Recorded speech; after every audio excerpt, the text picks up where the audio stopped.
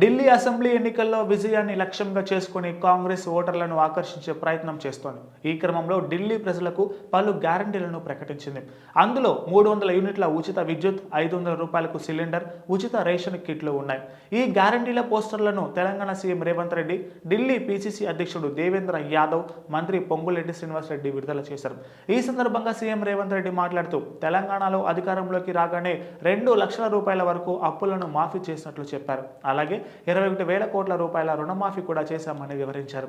తెలంగాణలో మహిళలకు ఉచిత బస్సు పథకాన్ని ప్రారంభించడం ద్వారా తమ నిబద్ధతను ప్రదర్శించామని ఆయన అన్నారు. ప్రస్తుతం ఢిల్లీలో కూడా అలాంటి హామీలు ఇవ్వాలని కాంగ్రెస్ నిర్ణయించిందని ఆయన చెప్పారు.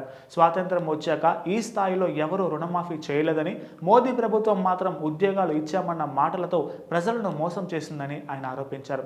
రాష్ట్రంలో 4,000 కోట్ల రూపాయల ఉచిత బస్సు ప్రయాణానికి చెల్లించామని, దేశంలో నిరుద్యోగ సమస్య విషమంగా మారిందని, మోదీ ప్రభుత్వం ఇచ్చిన 2 కోట్ల ఉద్యోగాల హామీ ఎక్కడా అమలు కాలేదని, 11 ఏళ్లలో కేవలం 7 లక్షల ఉద్యోగాలు మాత్రమే ఇచ్చిందని రేవంత్ రెడ్డి వెల్లడించారు.